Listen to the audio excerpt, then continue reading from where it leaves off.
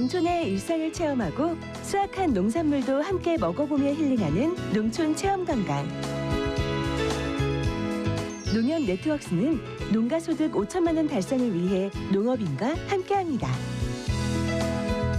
농업인과 소비자의 또 다른 만남. 우리 모두의 농촌 체험관광.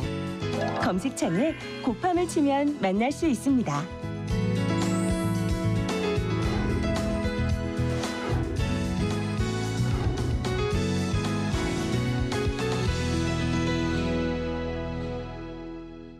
자기야! 우리 이유식재료 사야 된다. 알았어. 어디가? 슈퍼. 거길 왜 가? 진이야? 네. 롯데 슈퍼에서 소고기 담아줘. 구매력이 있는 유기농 소고기를 담았습니다. 이게 이런 것도 돼? 아보카도랑 당근도. 내가 담아놨지. 진이야, 주문해줘. 말로 주문하고 눈으로 확인하는 기가진이. 육아로 바쁜 부부에게 오늘의 기술 KT. 롯데슈퍼 당일 배송입니다. 계좌 확인해줘. 은행과 기술이 스마트하게 한편이 된 NH 스마트뱅킹 원업. 은행의 모든 것을 한 번에 편하게. 저와 한편 하실래요? 은행을 은행보다 스마트하게. NH 스마트뱅킹 원업. 여러분 안녕하십니까? NBS 뉴스 24입니다. 북한에서 아프리카 돼지열병 ASF가 발생한 것으로 공식 확인됐습니다. 북한이 북중 접경 지역인 자강도의 한 농장에서 돼지 77마리가 ASF로 폐사했다고 세계 동물보건기구 OIE에 보고한 건데요. 우리나라와 육지로 연결된 북한에서 ASF가 발생함에 따라 ASF의 국내 발생 위험도 그만큼 커졌습니다. 네, 정부는 곧바로 접경 지역 10개 시군을 특별관리지역으로 지정하고 위기경보상 심각 단계에 준하는 방역 조치에 돌입했습니다. ASF 방역에 초비상이 걸린 겁니다. 보도에 윤슬기 기자입니다. 아프리카 돼지열병 ASF가 결국 한반도에 상륙했습니다. 북한 자강도의 한 농장에서 ASF가 발생한 겁니다. 북한은 지난 30일 세계 동물보건기구 OIE에 ASF가 한 건 발생했다고 공식 보고했습니다. 발생 농장은 자강도 우시군의 북상 협동농장으로 전체 99마리 중 77마리가 ASF로 죽었고 나머지 22마리는 살처분됐습니다. 정부는 초비상에 걸렸습니다. 북한의 축산물이 국내로 들어오지는 않지만 남북을 자유롭게 넘나드는 야생 멧돼지 등을 통해 ASF가 국내로 유입될 수 있어서입니다. 특히 비무장지대에 서식하는 멧돼지들은 언제든 남쪽으로 내려올 수 있기 때문에 정부는 우선 접경지역 10개 시군을 특별관리지역으로 정하고 위기경보상 심각 단계에 준하는 방역 조치를 내렸습니다. 심각 단계에 준하는 조치는 국내 발생은 안 했지만 북한의 발생에 따른 혹시 우리 쪽으로 이제 유입될 그런 가능성을 배제할 수가 없기 때문에 그 심각 단계에 있는 모든 조치를 하는 건 아니고 접경 지역 중심으로 해서 통제초소 설치나 그런 좀 강한 조치를 하겠다는 내용입니다. 정부는 올해 포획틀과 울타리 시설을 각각 954개, 885개 설치할 예정인데 접경 지역은 6월 안에 모두 설치 완료할 계획입니다. 또한 지난달부터 야생 멧돼지 사전 포획이 허용돼 별도 신고가 없어도 수렵할 수 있는데 이를 적극 홍보해 나갈 방침입니다. 수계 방역도 강화됩니다. 멧돼지 특성상 강이나 바다를 헤엄쳐 건널 수 있고 멧돼지 사체가 떠내려올 수도 있기 때문에 수계를 통해서도 ASF가 유입될 수 있습니다. 이를 위해 한강과 임진강 하구 등을 통해 들어오는 야생 멧돼지를 어민과 해경들이 조기 발견해 신고할 수 있도록 교육할 예정입니다. 이와 함께 접경 지역의 353곳의 양돈 농가를 대상으로 혈청 검사를 진행해 ASF 감염 여부를 확인할 예정입니다. 정부는 농가들의 적극적인 참여도 당부하고 있습니다. 농가는 돼지의 임상 증상을 매일 관찰하면서 돼지가 갑자기 고열을 보이거나 폐사하는 등 의심 증상을 보이면 바로 방역기관에 신고해야 합니다. 농가별 전담관이 기존에 월 1회 방문하고 주 1회 전화 예찰을 실시해 왔으나 접경 지역 농가에 대하여는 주 1회 방문을 하고 매일 전화 예찰을 실시함으로써 농가의 경각심을 높일 계획입니다. ASF는 백신도 치료제도 없어 국내에서 발생 시 한돈 산업이 붕괴할 수도 있습니다. 차단 방역만이 최선책인 만큼 정부와 농가는 물론 전 국민의 노력이 필요해 보입니다. MBS 뉴스 윤슬기입니다. 네, 북한에서 아프리카 돼지열병 ASF가 발생해 정부가 초비상에 걸렸다는 소식이었습니다. 그렇다면 취재기자와 함께 아프리카 돼지열병 발생이 우리나라에 어떤 영향을 미치는지 알아보겠습니다. 네, 윤슬기 기자. 북한과의 인적 교류나 물적 교류가 그렇게 빈번한 상황도 아닌데 북한에서 ASF가 발생했다고 해서 우리가 이렇게까지 긴장할 이유가 있을까요? 네, 우리와 북한은 육지로 연결됐기 때문에 인적 물적 교류가 적더라도 야생 멧돼지 등의 이동을 통해서 ASF가 유입될 확률이 높습니다. 실제로 그동안 ASF는 주로 인접한 나라들의 접경 지역을 통해서 확산되어 왔는데요. 중국 북부에서 ASF가 발생한 다음에 몽골로 넘어갔고 또 중국 전역으로 퍼진 다음에는 베트남, 캄보디아, 홍콩 등으로 ASF가 확산되어 나갔습니다. 그나마 우리는 중국이나 러시아와 같은 발생 국가의 사이에 북한이 있었기 때문에 ASF가 유입되는 것을 막기 좋은 환경이었습니다. 하지만 이젠 그런 완충지대가 없어진 거라 ASF의 국내 유입 가능성이 높아진 겁니다. 네, 그렇다면 만약에 정말로 북한을 통해서 ASF가 국내로 유입이 된다면 어떤 경로를 통해서 유입이 되는 걸까요? 네, 가장 가능성이 높은 것은 야생 멧돼지를 통한 전파입니다. ASF에 감염된 북한의 야생 멧돼지가 비무장지대를 거쳐서 국내로 들어오거나 한강, 임진강 하구 등의 수계를 통해서 유입될 수 있는데요. 또 도라산이나 고성의 남북 출입사무소에 출입하는 사람이나 차량을 통해서도 바이러스가 전파될 수 있습니다. 사람이나 차량은 소독을 강화해서 예방하면 되지만 야생 멧돼지는 차단하기가 어렵기 때문에 발생 위험성을 높이고 있습니다. 네, 그런데 현실적으로 이 야생 멧돼지를 통해서 국내로 ASF가 유입된다는 게 가능성이 높은 걸까요? 생각해보면 육지로 연결돼 있기는 하지만 그래도 중간에 철책이 있기 때문에 조금 어려워 보이는데요. 네, 일반인이 생각하는 것보다 비무장지대를 통해서 야생 멧돼지가 우리나라로 내려올 수 있는 가능성은 높은 편입니다. 실제로 북한 접경 지역에 있는 농가들 얘기를 들어보면 옥수수 수확 처리되거나 하면 야생 멧돼지가 많이 출몰한다고 합니다. 또 헤엄쳐서 강을 건너기도 하는 멧돼지의 특성상 한강이나 임진강 하구로 내려올 가능성도 배제할 수 없는데요. ASF에 감염돼 죽은 야생 멧돼지가 강을 떠내려 내려올 수도 있습니다. 지난해 유럽에선 강물에 버려진 돼지 사체 때문에 ASF가 실제로 퍼지기도 했습니다. 또 중국과 인접한 대만의 섬에선 중국에서 버려진 것으로 추측되는 돼지 사체가 계속 발견되고 있는데 이 중 ASF 바이러스가 확인된 것만 8번에 달합니다. 그래서 우리 정부도 접경 지역 방역을 강화하고 야생 멧돼지 차단 조치를 확대하고 있습니다. 네, 생각보다 더 위험한 것 같은데요. 그런데 만약 이렇게 북한에서 ASF가 유입된다면 그 피해는 어느 정도나 될까요? 네, ASF는 백신도 없고 치료제도 없는 데다가 치사율이 100%에 달합니다. 그래서 피해 정도를 감히 추산하기도 어려운데요. 단순히 양돈업계만 무너지는 게 아니라 수급 불균형으로 식품이나 외식업 등의 연간 산업에까지 악영향을 줄 수 있습니다. 게다가 ASF 바이러스는 생존력이 매우 강해 일단 유입되면 근절하기가 어렵습니다. 유럽 사례를 보면 한 번 병이 발생했던 농장은 모든 돼지를 살처분하고 3년 뒤에 재입식을 해도 바이러스가 재발하는 경향을 보였습니다. 전문가들이 ASF로 인한 피해가 1, 2년이 아니라 길게는 10년까지도 이어질 수 있다고 말하는 것도 이 때문입니다. 그렇군요. 피해를 가늠할 수 없을 정도다라고 하는 거 보니까 우리가 세울 수 있는 최대한의 대책을 강구해서라도 ASF의 국내 유입을 반드시 막아야겠습니다. 윤슬기 기자 오늘 설명 잘 들었습니다.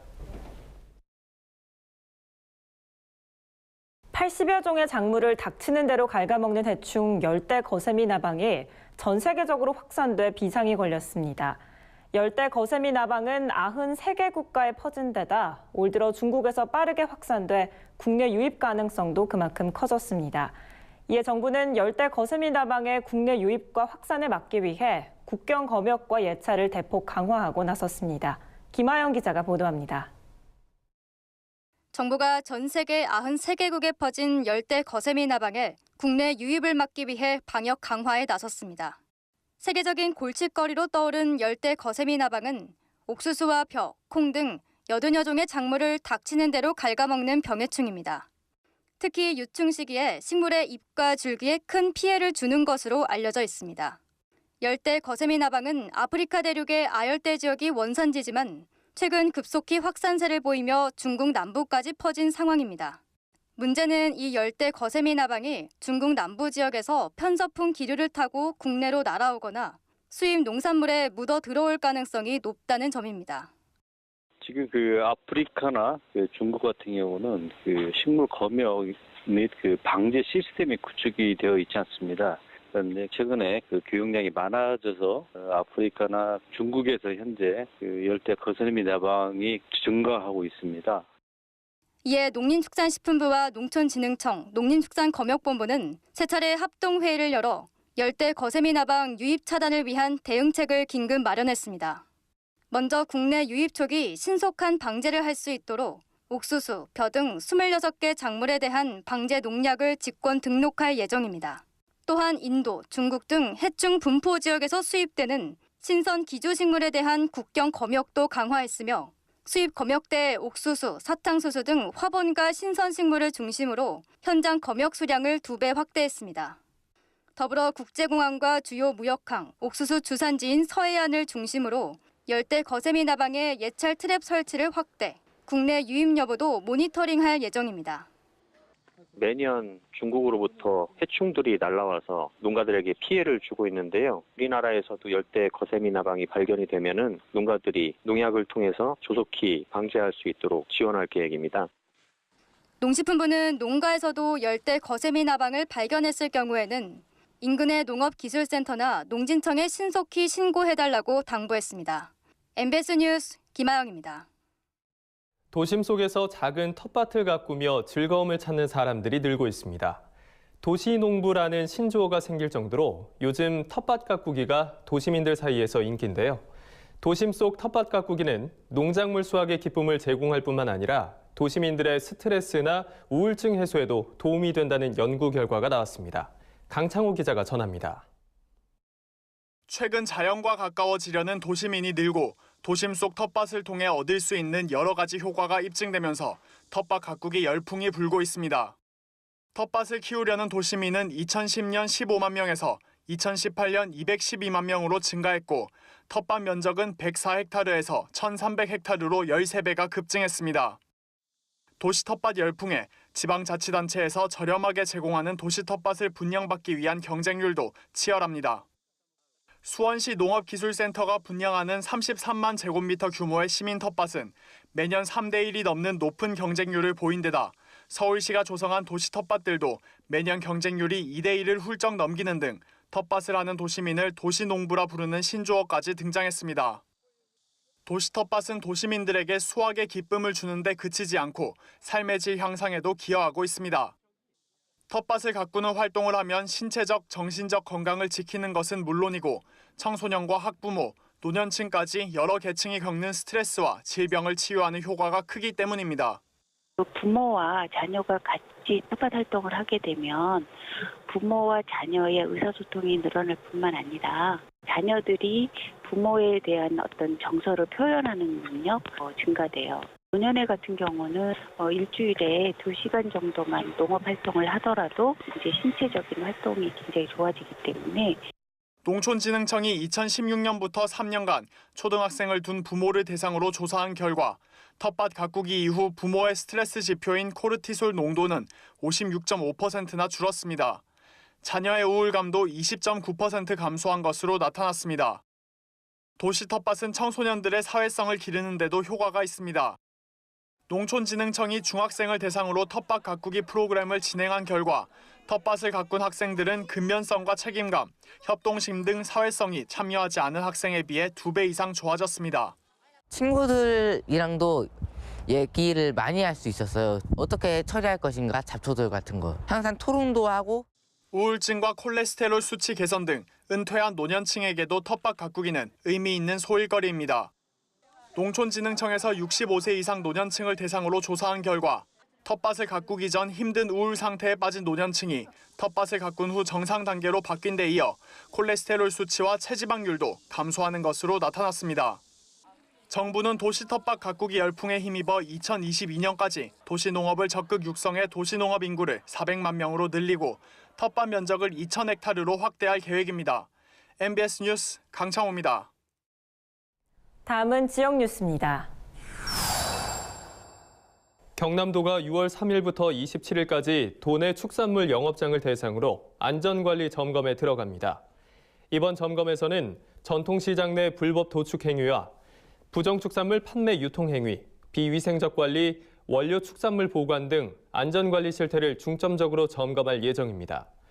또 점검 투명성을 높이기 위해 명예축산물 위생감시원이 참여하는 24개 반 83명의 점검반을 편성해 운영합니다. 위생관리가 잘 안 되는 영업장에 대해서는 생산 제품을 수거해 규격 검사도 시행할 예정입니다. 경북도 농업기술원이 최근 고소득 작물로 떠오르고 있는 산딸기에 화분 재배 방법에 대한 정보를 나누는 현장 평가회를 개최했습니다. 산딸기는 10아르당 평균 285만 5천 원에 달하는 고소득 작물인데다 재배 관리가 쉽다는 장점이 있지만 화분 재배에 적절한 양분 시비 기준이 없어서 농가들이 재배에 어려움을 겪어왔습니다. 이에 경북도 농기원은 이번 현장 평가회를 통해 그동안 산딸기의 생육에 필요한 양분 함량을 분석한 결과를 공유해 참여 농가들의 큰 호응을 얻었습니다. 충남도 농업기술원이 최근 도와 시군 농촌진흥기관 관계자 40여 명이 참석한 가운데 돌발 해충 방제 대책 협의회를 열었습니다. 이 자리에서는 꽃매미와 갈색날개 매미충 등 돌발 해충을 어린 벌레 시기일 때 방제해야 효과가 높은 만큼 6월 15일까지 돌발 해충에 대한 시군 공동 방제를 완료하기로 했습니다. 이에 따라 도 농기원은 시군 및 유관기관과 함께 농림지, 인근 산림지 등을 기간 내에 집중 방제할 계획입니다. 강원도가 오는 8월 말까지 산림 병해충 예찰을 지원하고 방제 대책본부를 운영한다고 밝혔습니다. 이에 따라 도와 시군 산림부서를 비롯해 산림과학연구원 등이 대책본부에 참여해 도내 산림 병해충 조기 발견과 적기 방제 활동을 펼치게 됩니다. 특히 기후변화로 발생이 증가하고 있는 꽃매미와 미국 선녀벌레 등 돌발 해충에 대해 협업 방제를 강화할 방침입니다. 인생 100세 시대가 도래하면서 농민과 도시민 가릴 것 없이 안정된 노후에 대한 고민이 깊어지고 있습니다. 특히 노후 생활을 안정적으로 유지할 버팀목인 노후 비용 마련에 대한 고민이 클 수밖에 없는데요. 네, 이에 NH투자증권 100세 시대 연구소와 함께 노후 재테크 요령을 알기 쉽게 설명하는 100세 시대 노후 재테크 코너를 신설합니다. 오늘은 그 첫 번째 시간으로 농민들에게 노후 준비가 왜 필요한지 자세하게 설명해 드립니다.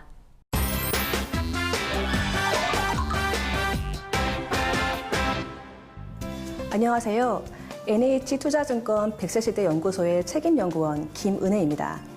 오늘부터 총 24회에 걸쳐 농업인들을 위한 노후 재테크에 대해서 알아보겠습니다.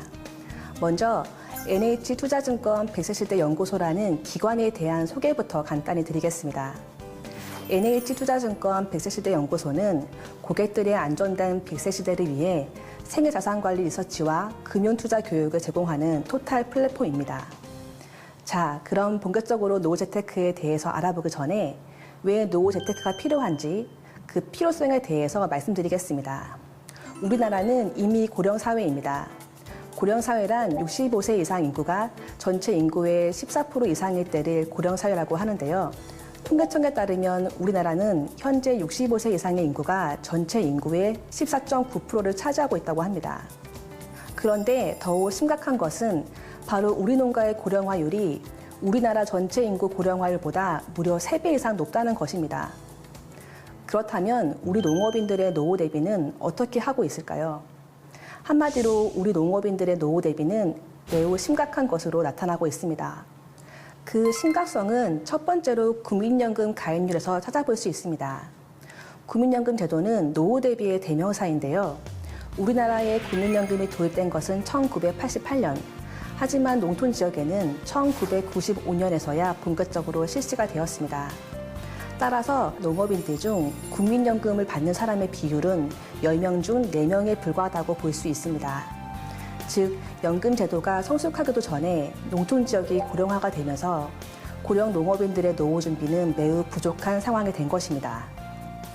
우리 농업인들의 노후 대비가 심각한 그 두 번째 이유는 농업인들의 가구 원수에서 찾아볼 수 있습니다. 우리나라 농가의 가구 원수를 살펴보면 2인 가구가 가장 많고 다음으로 1인 가구가 큰 비중을 차지하고 있습니다. 즉 1, 2인 가구인 농가가 전체 70% 이상을 차지하는데요. 이는 홀로 또는 부부만 농가에 사는 수치로 다시 말해 자녀들의 부양을 기대하기 어려운 상황이라는 것입니다. 세 번째, 가장 심각한 것은 70대 이상 고령 농가의 경우 소득이 50대의 40% 수준으로 급격히 감소한다는 사실입니다. 농가 소득의 경우 50대가 가장 높고 그 이후 농가 경영주 연령이 높아질수록 감소하는 것을 알 수 있습니다. 자, 100세까지 살아야 하는 시대, 여유롭고 행복한 100세 시대를 위한 노후 재테크. 오늘부터 시작해 보시면 어떨까요? 감사합니다. 저희가 준비한 소식은 여기까지입니다. NBS 뉴스 24 마칩니다. 함께해 주신 여러분 고맙습니다.